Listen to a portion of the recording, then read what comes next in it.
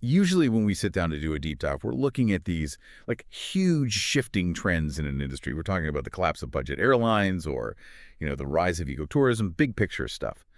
But today I kind of want to try something different, a very specific experiment. I want to take a single brochure, a digital flyer, really, for a trip that's not even happening until June 2027. And I want to ask a really simple question. Is the era of the generic vacation finally dead? It's a really good question. And the data, well, it's definitely showing a pivot. The whole idea of just booking a flight to somewhere warm and figuring it out when you land, that's fading. We're seeing a huge rise in what people in the industry are calling tribal travel. Tribal travel. That sounds intense. Not as intense as it sounds. It just means that who you go with is becoming more important than, where you go. And this case study we have in front of us today, this specific group sailing on Virgin Voyages organized by an agent named Chris Martin. It's a textbook example of this shift. Okay, so let's strip away the marketing for a second. We're looking at a specific trip. It's called the Triple Threat Celebration. It's on the ship Valiant Lady out of Miami. But before we get into the ship itself, and I really want to talk about the no kids rule, because that speaks to my soul why this specific group, what exactly is the triple threat? It's a convergence of dates. It creates a very specific cultural context. The sailing happens during Pride Month. It hits Juneteenth, and it also lines up with the organizer's own birthday. Which sounds like a lot of cake. A lot of cake, for sure, but also a lot of intention. See, for the LGBTQ plus community and their allies, travel has historically involved what I call a safety tax. A safety tax? Yeah, you have to do all this extra research, right? Is this port safe? Is this hotel actually welcoming? Or is it just, corporate friendly for a month? By wrapping this whole trip around Pride and Juneteenth, the organizer, Chris Martin, is creating a built-in community. So you're essentially buying a social safety net. Precisely. You're buying the guarantee that when you walk into a dining hall or the nightclub, you aren't just rolling the dice on who's at the next table. A good chunk of the people on board are part of your specific group. It just removes that low-level anxiety of do I belong here? Okay, I get the social part, but let's play devil's advocate for a minute. If I want community, I can go to a local parade or a bar. Why get on a boat? What's the hardware value? We're talking about Virgin Voyages. They've made all this noise about being the disruptors of the cruise industry. Is that real innovation, or is it just Richard Branson being really good at branding? In this case, it's structural. The biggest differentiator, and this is huge for the demographic we're talking about, is the adults-only policy. 18 and up. Strictly. Strictly. And I don't think people really get how much that changes the physical layout of a ship. Well, think about a normal mass-market cruise ship. Maybe 30% of the deck space is for splash pads, water slides, cartoon character breakfasts, teen clubs. That's a massive amount of square footage. When you take the kids out of the equation, you get all that real estate back for lounges, for fitness areas, for nightlife. Chris Martin's notes, they specifically say no hugging the hot tubs. Yeah. Which, honestly, it sounds funny, but if you've ever been on a cruise, you know that is a real geopolitical struggle. It does sound trivial, but it totally changes the vibe. On the Valiant Lady, the atmosphere shifts from family chaotic to more of a sophisticated lounge. It allows for things like the Manor. That's the nightclub, right? It is. It's this 2-story nightclub, and it's inspired by Richard Branson's first recording studio. And because they don't have to cater to families, the entertainment isn't, the standard Broadway review or some juggler. We're talking authentic drag shows and drag bingo. Drag bingo is explicitly mentioned in the brochure. It is. And again, connect that back to the triple threat theme. If the ship's official programming has drag shows, the environment is just inherently inclusive. It's signaling to you, the traveler, you aren't just tolerated here, you're the main event. Let's pivot to the money side of this, because this is where I usually get skeptical about luxury cruising. The sticker price is often higher than, say, a Carnival or a Royal Caribbean. But Chris Martin pushes this idea of the anti-cruise food concept. Break that down for me. Is it just a fancy buffet with better lighting? No, and this is the real disruption. Virgin killed the buffet. Completely. Gone. There is no massive trough of lukewarm scrambled eggs you have to shuffle past. Instead, they run a food hall concept with over 20 specific eateries. So like actual sit-down restaurants. Sit down, made to order. You've got an upscale Mexican place, a legitimate steakhouse, a poke bowl station, Mediterranean. And here's the question for my wallet. Yeah. Usually on a cruise, the steakhouse has a cover charge. Yeah. You walk in, it's 45, 50 bucks a person on top of everything. Not here. That is the critical value proposition. All 20 plus of those eateries are included in your base fare. So I can go to the steakhouse, order a filet, have a nice dinner, and I don't see a bill at the end. Correct. If you look at the value stack, that's a term we use to calculate the real cost of a trip. This is massive. On another cruise line, a week of specialty dining could easily add $300 or $400 per person. Here, it's zero. It shifts the whole metric from quantity to quality. You're not trying to eat the most food to get your money's worth. You're just eating better food. Exactly. And that extends to the island too, but we can get to the itinerary in a second. I want to stick on this included list because there's another big one that catches people. Wi-Fi. Oh, that's the hidden killer. It's the classic cruise industry move, right? You get on board, you want to post a photo or check an email, and boom, it's 25 bucks a day per device. Virgin includes Wi-Fi for everyone. And group fitness. Included.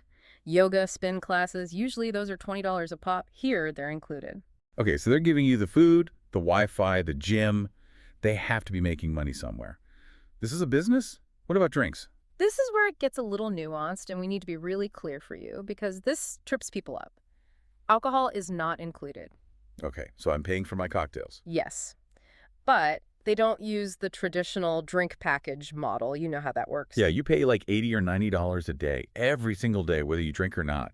And you feel like you have to drink like 15 cocktails just to break even, or you feel like you lost money. It promotes binge drinking and anxiety. It turns your vacation into a math problem. Virgin uses what they call a bar tab system. How's that different? You put down a set amount of money before the cruise, let's say $300. Often, they'll run a promotion where they add a bonus, like an extra 50 or 100 bucks on top of that. Then you just buy drinks as you go from that credit. So if I don't drink one day because I'm, recovering from the drag show, I don't lose that money. Exactly. You just spend it the next day. And it covers your specialty coffees and fresh pressed juices, too. That feels more honest. It's transactional transparency. You pay for what you actually consume. All right, so we're fed, we're connected, we're caffeinated. Let's look at the map. June 2027. Where is this ship actually going? It's a 5-night round trip from Miami, so it's designed as a quick getaway, not some huge transatlantic expedition. Day 1, Miami. Day 2. Key West. Classic. Can't go wrong there. Great history. Great key lime pie. Then day 3 is a sea day. Now, in the brochure, Chris calls this a recovery day. But looking at the activity list, I'm not sure recovery is the right word. That's a dodgeball on the list. Adult dodgeball. On a moving ship. It's chaotic, it's high energy, and this goes right back to the community thing. If you're a solo traveler, joining a dodgeball game is an instant icebreaker. It's harder to be a stranger when someone's throwing a rubber ball at your head. Fair point. Yeah. And then day 4 is Bimini. The Bahamas. But specifically, the Virgin Voyages Beach Club at Bimini. Is this just a public beach where I'm fighting for a lounge chair? No, it's a private facility. Think of it as an extension of the ship, but on land. 2 massive pools, cabanas, DJ sets. It's a very controlled, very curated environment. And does the food concept carry over? Or am Yeah. I suddenly buying, like, overpriced burgers at a beach shack? The food is included at the beach club. They serve lunch right there on the island, all covered by your fare. That makes the logistics so much simpler. You don't have to carry cash or worry about exchange rates just for lunch. It's a walled garden experience, just a seamless transition from the ship to the shore. Now, you mentioned solo travelers. If I book this specific group cruise with Chris Martin, am I, like, chained to the group? Do I have to wear a matching t-shirt and eat dinner at 6 p.m. sharp? That's the biggest fear with group travel, right? Forced fun. But looking at the source material, this is structured as completely opt-in. There's at least one organized group dinner to celebrate the birthdays and Juneteenth. There's probably a group excursion planned. But if you want to just spend 4 days reading a book on your balcony and never talk to anyone, you can. So you have the safety net of the group, but the freedom of a solo trip. It's a choose-your-own-adventure model. Let's talk about the organizer, Chris Martin.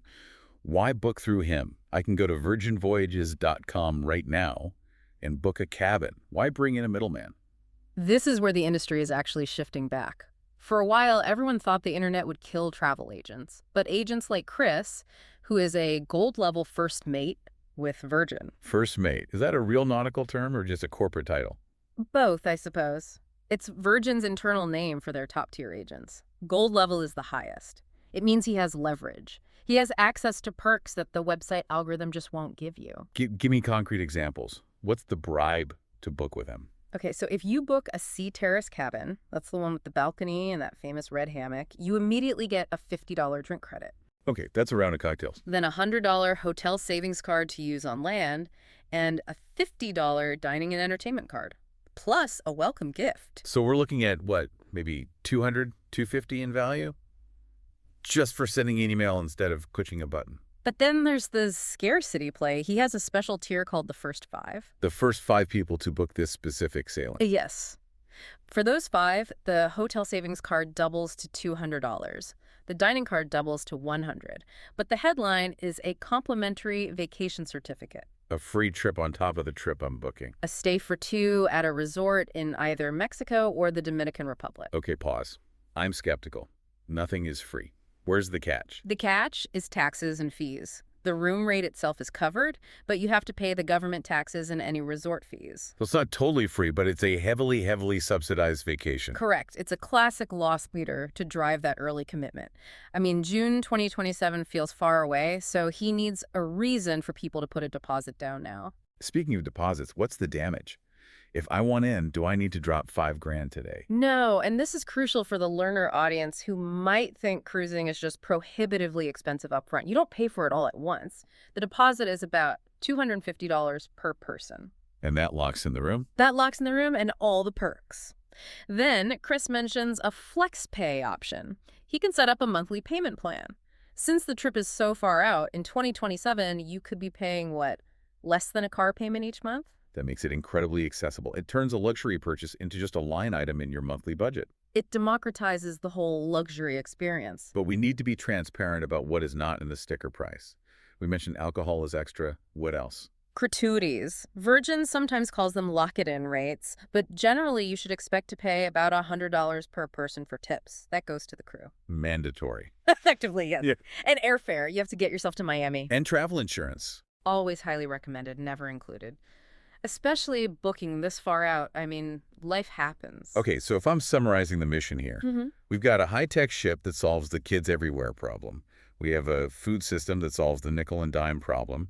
And we have a group structure that solves the loneliness or safety problem for LGBTQ plus travelers. And a payment plan that solves the cash flow problem. It seems like a pretty robust offer. If someone's listening and thinking, okay, I want to be one of the first 5, how do they actually do it? The main cabin he's promoting is the Sea Terrace, but Chris did note he can generate links for interior rooms if you're on a stricter budget. The contact info is pretty straightforward, resortscruises.com. Or you can actually text him.